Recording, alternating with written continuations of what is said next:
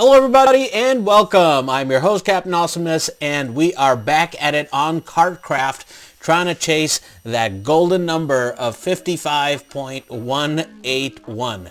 Now that is the best lap time that I've done in the game, but ever since doing that lap time, I have completely sucked. So I don't know what the issue is. I've been trying to figure it out. It could be a bunch of things. It could be the way I'm seated. It could be the fact that I relocated my entire setup to the basement, so the stuff sits a little bit different in terms of elevation. The driver's steering wheel and the pedals don't exactly align right. All that stuff. I don't know. Or it could just be the settings within the game itself when it comes to how much I've modified the car. So anyway, what we're going to do today, guys, is try to figure out what could be causing all of this and maybe try to get somewhat of a close lap time to what I've already done, if not break it.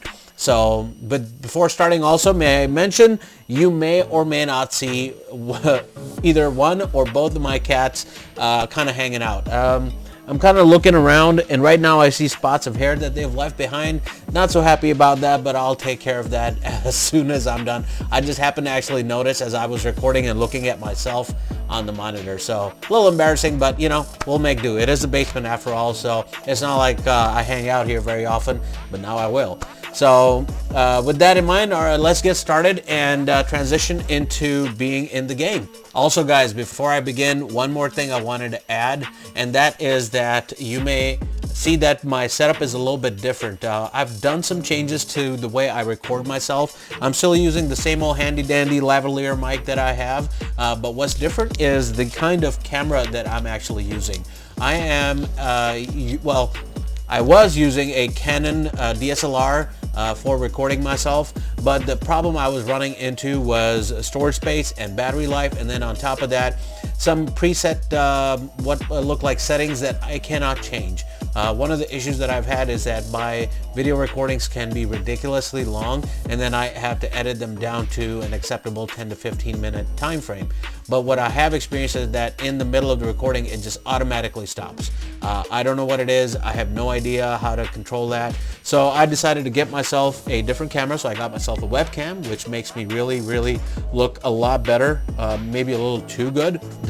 And then I have the sliding setup that actually brightens things up so that I can, you know, seem a bit more viewable to you all. So the camera is a Logitech C920S. This camera has been around for a very long time and still continues to be popular, and Logitech continues to make it because of its popularity.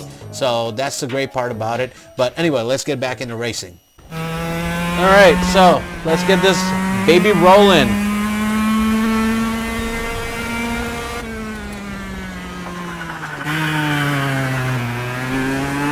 One of the things I am learning is how to come around that turn, so I have somewhat of a respectable start to when I cross the start-finish line, so there's that.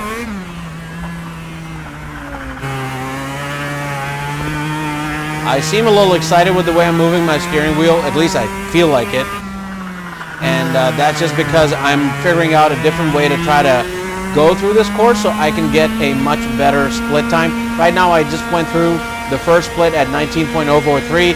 My best is 18.3 something, so obviously I can make it happen a lot better than what I currently did. The other thing I've been working on in the amount of time between the last video and now is kind of controlling myself in the second portion as well, and just learning a few tips and tricks. One of the things I discovered yesterday is that I try to actually keep myself within the limits of the track, but I kind of also noticed that maybe one of the reasons why some of these guys that posted fast lap times is that they get one of their wheels to go to the complete outside, like out of the boundaries of the track itself, to try to help them navigate through as fast as possible. So what that does for them is that they cut down distance, which then saves them on time. So I kind of learned a few tricks on where to do that. You don't want to do it everywhere, but that keeps them from getting invalidated for their fast lap. So as and when I go through here and warm myself up, I'm going to try to do the same thing, like right here. Whoa. Well, I'm also aiming to keep myself inside and not get invalidated. But anyway, so those are the things that I've noticed that help them. And I kind of also saw that when I was seeing their ghosts and by ghost I mean, you know, when I was racing against the person who was fastest above me on the list. So for a good feature of this game is it kind of shows you what their line was. So I made that. Oh shit, and I just invalidated my lap there because I was talking to you guys. So yeah, it's your fault. Anyway, so I happened to notice that, and I was like, okay, why am I trying to do all this other fancy stuff of staying within the track when I can see them they're doing that? And what I realized is that also cut down on my lap times quite a bit. Right now I'm just sucking wind, but that's all right though. One of the other focuses for me has been keeping myself consistently within the confines of the track. So no invalid laps. Of course, I invalidated myself in this particular one, but my aim is to try to improve that to near zero, if not at zero. And the way to do that is to just kind of pay attention as to where I'm at, apply a proper amount of brakes, and transition correctly through the turns. So that means you know, feathering the throttle and kind of watching my position relative to where I am on the track, and keeping my steering inputs low. So that's another key part about go-karting. It's not like a car, so you want to keep your steering input limited as much as possible, so that also buys you efficiency in terms of lap times. So that's what we're going to focus on, and we're going to try to, I don't know, yesterday I did about 40 laps, so I'm going to try to get close to my lap time using some of these things that I learned as and when also my tires get warmed up. And the tire temperature, or really pressure, is what you see in the bottom right section next to the speedo thing. And I saw something in the game that said something about how, you know, 16 psi is optimal, so I want to try to warm up my rear tires especially, so that I can be a lot more stickier as I go through these real fast turns that I have to transition through. Now this was a pretty bad turn. I actually made too much of a steering input there, and that caused for me to go a little bit slower than I'd like to. So anyway, I'm going to shut up in just a moment once I go through the start-finish line yet again, and try to hit some good peak times here. So 18.8 being the first better, I should say, split time going through here. And I want to try to hit the second portion in under 20 seconds, I think. I'll have to go through all of that with you guys here in a second. But yeah, so lots of improvement I need to find.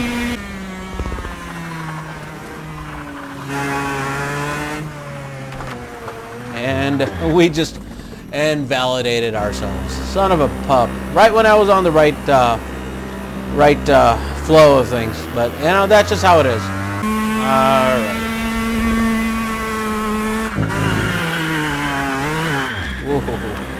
I don't know how I missed those cones, but I gotta go around yet again.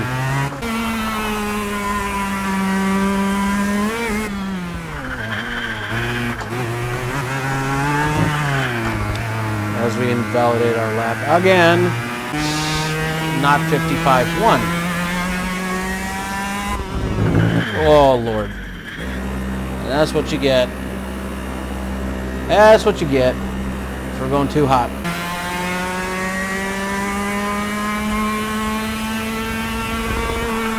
So we're getting pretty close to our best lap time, 55.5. I'm liking that. Definitely need to do a little bit better than that.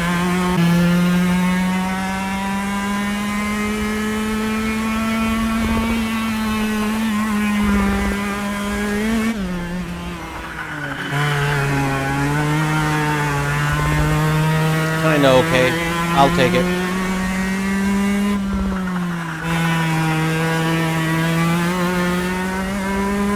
$18.6. It'll do. It'll do for what we've got going on.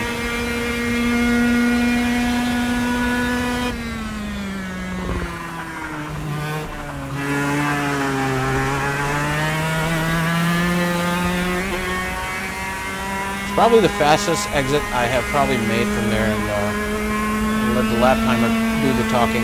Yeah, 21.9. Yep.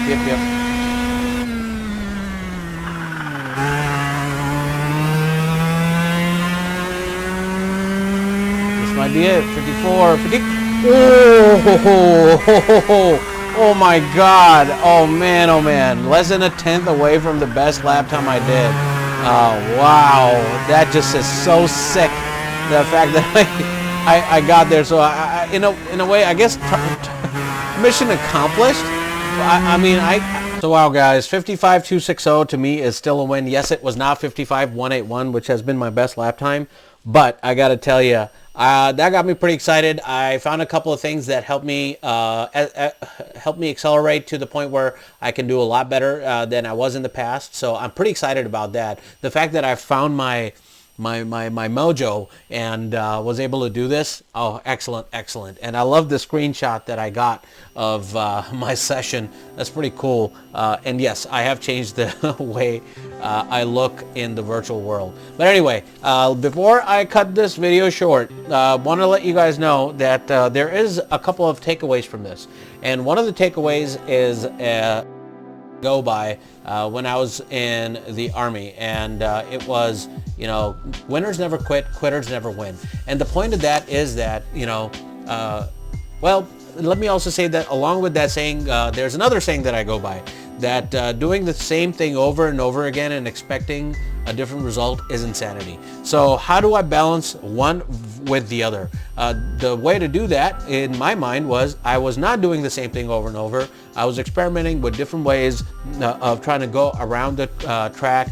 I had messed around a lot with the suspension of the kart as well, with the way the ride height is, with how much the wheels come out on the front and the back, the tire pressures, the rigidity of the chassis, and then really how sharp or how accurate I was with the way I was handling the steering wheel and how I was feathering the throttle, how much braking I was giving to the kart. So all of that led to me finally getting a 55.260, which again is not the fastest I've done, but the fact that I was actually able to get anywhere close to the fastest in itself is great for me. So that's shown me what I've missed out on. So my next step is not actually chasing 55.181 as one would think. It is actually maintaining consistency now. So I got 55.260. My goal is to now be between 55.160 and 360.